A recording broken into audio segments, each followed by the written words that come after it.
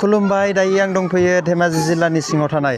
समकं पन्चायत 1 नं बालिगरा गामिनि बाथौ थानसालियाव बर'नि नियम बायदियै दिनै आघोननि 9 अक्ट' बे 9 अक्ट'आव दुलाराय बर'नि जिहेतु गुदि धोरोम बाथौ धोरोमनि मोनफ्रोमबो बाथौ धोरोम सिबियारि बिथांमोना दिनैनि दिनखौ गोदान माइरंजों बिथांमोना ओंखाम गोरलै जानाय हाबाफारि बे ओंखाम गोरलै जानाय नेम खान्थिखौ दिनैनि दिनाव थानसालियाव रायजोनि थानसालियाव बिथांमोना बे हाबाफारिफोरखौ मावफुङो। दिनै बिथांमोना बे हाबाफारिखौ मानो थाखाय लानाय जायो आरो बे हाबाफारिनि सायाव बिथांमोननि बाथौ धोरोमनि सिबियारि बिथांमोना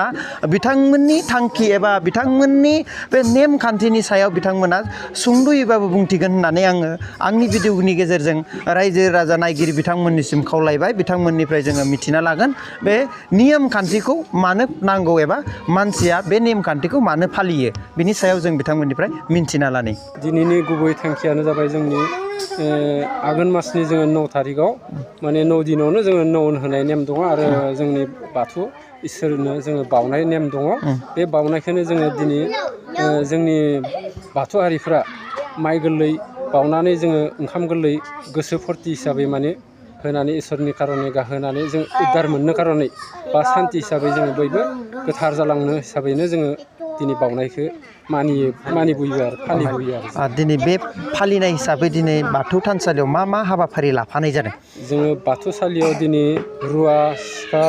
बेफोरखौ जों इसोरनि नामाव एम्फौ एनला दानथारनायनि नामाव बा मुवानो दानफ्लांनाय जायो फिसा जुनारफोरखौ नुयैयाव जोङो बेफोरखौ गोथार जानाय हिसाबै दिनै लोगोसेनो आफा इसोरनियाव गाबफानाय जायो जोङो आर'ज गाबनानै जोङो जाहाथे माने उद्धार थांनाय हिसाबै। दिनै आघोननि ओंखाम गोरलै जानाय हाबाफारिजों मा मैगंखौ नोंथांमोना बेजों ओंखाम गोरलैजों लोगोसे नोंथांमोननि नेम बायदियै संनाय जादों? दिनै आघोननि 9 थारिख जों माहारियाथ' आघोन मासाव गासैबो अनला ओंख्रिखौनो मोजां मोनखायो। दा बिदि हिसाबै जों अनला ओंख्रिजों लोगोसे दाउ लकेल आरो लाइ होफानानै जों खारै ओंख्रि संदों आरो बेराफारसे हरजाय दंबावो जोंना बेलाहि आसार टप आरो मोनसे दंबावो जोंना फिसारिनि ना फ्राय डाइरेक्ट मोनसे आरो हरजाय मोनसे दंबावो जोंना थाइगिरजों आरो ना मोनसे। दिनैनि बे जिहेतु जयै फालिलायनाय बे आघोननि जिहेतु ओंखाम गोरलै जानाय हाबाफारि बेजों लोगोसे नोंथांमोननि गामिया बेबायदि जयै खुंफुंनो हानायाव नोंथाङा माबायदि गोजोननाय लानो हादों? आं दिनै गामियारि हिसाबै जों जि खामानिखौ देग्लायसो गोदान हिसाबै जोङो दाजेनदों बे नैबे जोंनि जिथुनाखि हाबाफारि बेखौ जोङो दिनै गासैबो गामिनि रायजो राजाफ्रा मावनो गोनां बर'नि हाबा माखासे बिदि नियमखौ फालिनानै दिनै लैहोर फैनानै जोंनि बे 1 नं बालिगरायाव बयबो लैहोर फैनानै दिनै गासैबो खामानियावनो बिथांमोना जोंखौ मदद रायजो हिसाबै खालामनाय जादों आरो लोगोसे जोंबो बिराद गोजोननाय मोनदों आरो बिदिनो इयुनावबो जों माहारिनि जे आसार नियम खान्थि बेफोरखौ जों गासैखौबो गोरलैयैनो मावलांफिननो हाबावगोन होननानै जों आसा मिजिंथियो आरो जाय बिथांमोना दिनै जोंनि जिथुनाखि हेडलाइन्स माबायाव नायदों बे बिथांमोनाबो जाहाथे जोंनि नियमखौ गासैबो बर' माहारियानो फालिजोबनो हाथों होननानै आं दिनै गावनि बिबुंथिखौ एसेयावनो फोजोबनाय जाबाय। बिथांमोननि दैदेनगिरिनिफ्राय जों मिथिना मोनबाय जे बे हाबाफारिखौ बिथांमोना आघोननि 9 अक्ट'आव मानो फालिनाय जायो बिनि सायाव सुंद'यैबाबो बिथांमोननि दैदेनगिरिनिफ्राय जों मिथिना मोनबाय आरो बिथांमोना बे दिनाव गोबां मोनसे नेम खान्थिजों माबा खालामनाय लादों जे ओंखाम गोरलै जानाय आरो बे ओंखाम गोरलै जानायाव मा जायो आरो बबे मैगंजों बिथांमोना दिनैनि ओंखाम गोरलै हाबाफारिखौ रायजो राजाया जयै जालायनाय जायो बिनि सायाव जोङो बिथांमोननिफ्राय फारि मिथिना लागोन। बिथांमोना जाय रान्दोनि दिनैनि 9 आघोननि जिहेतु ओंखाम गोरलै जानाय राजुहुवा भाबै रायजोजों जयै जानाय बे जानायनि सायाव मा ओंख्रि संदों बै संगिरि बिथांमोननिफ्रायबो जोङो निस्सय दिनैनि जिहेतु जानाय ओंखाम गोरलैजों जानाय जिहेथु फोरनि सायाव जोङो बिथांमोननिफ्राय मिथिना लागोन दायो गिबियाव